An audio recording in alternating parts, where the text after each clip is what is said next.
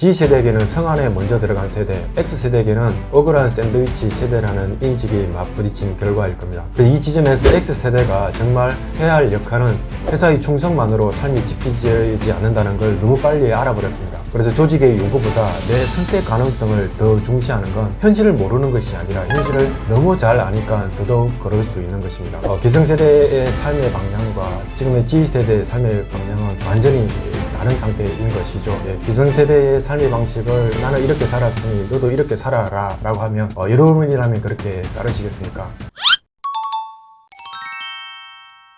최근에 영포티 논란이 커진 것도 X세대가 젊게 살고 싶지만 사실은 그 기득권이라는 이중적 이미지로 공격을 받으면서 G세대에게는 성안에 먼저 들어간 세대, X세대에게는 억울한 샌드위치 세대라는 인식이 맞부딪힌 결과일 겁니다. 그래서 이 지점에서 X세대가 정말 해야 할 역할은 자신을 방어하는 데 멈추지 않고 내가 겪은 두 세계를 어떻게 연결할 것인가로 질문을 바꾸는 것입니다. 선배 세대를 향해서는 우리가 겪은 가로와 희생의 모델이 더는 통하지 않는다는 현실을 상향식으로 전달하고, 후배 세대에게는 그럼에도 불구하고 이 시스템 안에서 살아남는 최소한의 작동 원리를 솔직하게 공유해주는 즉 일종의 양방향 통역사 역할 말입니다. 이를 위해서는 X세대가 먼저 내려놓아야 할 건 우리가 더 고생했고 그러니 너희는 좀 참아라 라는 라떼식 자랑입니다. 그 대신 우리는 이런 조건으로 이렇게 살 수밖에 없었다. 지금 너희 조건에서는 어떤 선택이 가능하겠냐라는 식으로 경험을 기준이 아니라 참고 자료로 제시하는 태도가 필요합니다. 반대로 G세대를 향해서는 너희가 예민한 게 아니라 구조가 진짜 더 빡세진 게 맞다라는 걸 인정해 주되, 동시에 그래도 현실이 이렇다면 어떤 전략으로 버틸지 같이 고민해보자 라고 손을 내밀을 수 있어야 합니다. 이렇게 하면 X세대의 경험은 꼰대의 그 훈수가 아니라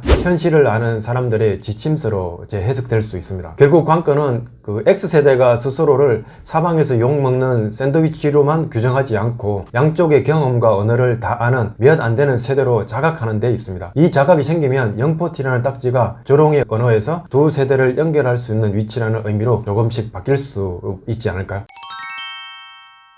G세대를 조금 다르게 보면 이들은 그냥 버릇없는 세대가 아니라 불안정한 시대에 내 인생만큼은 내가 잡고 있겠다라는 본능이 강한 세대입니다. 그래서 평생 직장도 없고 연금이나 집, 노후에 대한 보장도 흐릿하고 회사의 충성만으로 삶이 지키지 않는다는 걸 너무 빨리 알아버렸습니다. 그래서 조직의 요구보다 내 선택 가능성을 더 중시하는 건 현실을 모르는 것이 아니라 현실을 너무 잘 아니까 더더욱 그럴 수 있는 것입니다. G세대의 그 자기 결정권을 방임이 아니라 책임과 세트로 다뤄주면 훨씬 편리해집니다. 예를 들어 좋아, 이 프로젝트 방식은 네가 한번 해봐. 대신 그 선택의 결과는 우리가 같이 책임질 거니 걱정하지 말고 일정이나 품질, 협업에 어떤 영향을 줄지 미리 한번 생각해 보자고. 자, 이렇게 말하면 G세대는 상사가 나를 존중하면서도 어른으로 대한다 라고 이렇게 느낄 수 있습니다. 즉 자기 결정권을 인정하면서 동시에 선택에는 책임이 따른다는 메시지를 담담하게 경험시키는 것이 중요합니다. 그럴 때 그들은 오히려 성숙해지고 어른 취급받는 것만큼 책임도 더 키우려는 쪽으로 움직이게 되죠. 아울러 젊었을 때는 다 그래 나도 그랬어 라는 말은 가능하면 줄이면 좋습니다. 이 말에는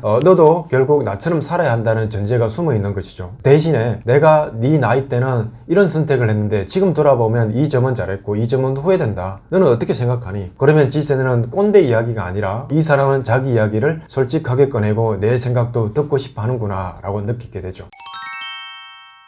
요즘 세대들이 SNS로 대화를 하고 문자로 주고받고 이런 것에 익숙해져서 기성세대들이 조금 많이 힘들어하는 경향을 보이는 것 같습니다. 그런데 이제는 기성세대들이 G세대들이 하는 행동을 잘못됐다, 뭔가 소통에 문제가 있다라고 해석하는 것 자체가 잘못인 것 같아요. 기성세대의 삶의 방향과 지금의 G세대의 삶의 방향은 완전히 다른 상태인 것이죠. 기성세대의 삶의 방식을 나는 이렇게 살았으니 너도 이렇게 살아라 라고 하면 여러분이라면 그렇게 따르시겠습니까? 그렇지 않겠죠. 그죠? 그래서 무엇보다 요즘 세대들이 이런 특성을 보이는 것에 대한 차이를 인정해주고 수용해주는 것이 더 중요할 것 같습니다. 소통이 안 되는 이유 중에 하나는 바로 리더인 여러분 스스로가 부하 직원과의 관계에 신뢰가 형성되지 않은 상태에서 이루어졌다고 볼 수 있을 것 같아요. 그래서 제가 협상에서도 종종 말씀드리는데 좋은 협상을 하기 위해서는 좋은 협상력을 발휘하기 이전에 상대방보다 좋은 신뢰를 형성하는 것이 중요하거든요. 그래서 선신뢰 후 아젠다라고 이야기를 합니다. 지금 간의 소통을 나눌 때도 먼저 신뢰를 구축하시고 그 신뢰를 바탕으로 소통을 나누게 된다면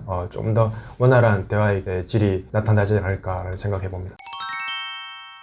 그 세대 간 소통에서 농담은 양날의 검입니다. 기성세대 입장에서 분위기를 풀려고 G세대답게 뭐 야근은 싫어하지? 이와 같은 말을 하게 되면 듣는 사람 입장에서는 내가 G세대라는 이유로 게으른 사람 취급받는구나 이렇게 라고 느낄 수가 있습니다. 반대로 요즘 세대가 요즘 윗분들은 뭐 다 꼰대라고 하잖아요 와 같은 말을 가볍게 농담처럼 던질 때 상대는 세대 전체에 대한 조롱으로 받아들일 수 있습니다. 세대 관련 농담은 의도가 아무리 가벼워도 오해의 여지가 크기 때문에 가능한 한 피하고 농담을 하고 싶다면 자신을 스스로 웃음거리로 만드는 쪽으로 선택하는 것이 좋습니다. 이제 나도 한물 갔나봐. 요즘 세대 말은 거의 못 알아듣겠어. 네가 좀 도와줘야 되겠다 정도의 자기 비하형 발언은 오히려 상대의 부담을 낮추는 데 효과적입니다. 특히 요즘 세대는 누군가를 따라야 한다는 의무감보다는 이 사람과 함께하면 정보가 오가고 내가 소중한 사람으로 존중받는다라는 감각에 더 강하게 반응합니다. 그래서 직급이나 연차가 높아서가 아니라 같이 있을 때 나의 생각이 무시되지 않고 내 선택과 나의 삶의 방식이 하나의 의견으로 존중받는지 여부가 기준이 됩니다. 그래서 잡담이든 진담이든 중요한 것은 말의 깊이나 화려함이 아니라 그 말 뒤에 깔린 태도와 온기입니다. 그래서 상대를 가르치려 드는 말보다 함께 고민하고 들어주는 말, 이미 정해진 답을 강요하는 말보다 서로의 다름을 인정한 채 그 길을 함께 모색해 보려는 태도에 마음이 열리게 되죠.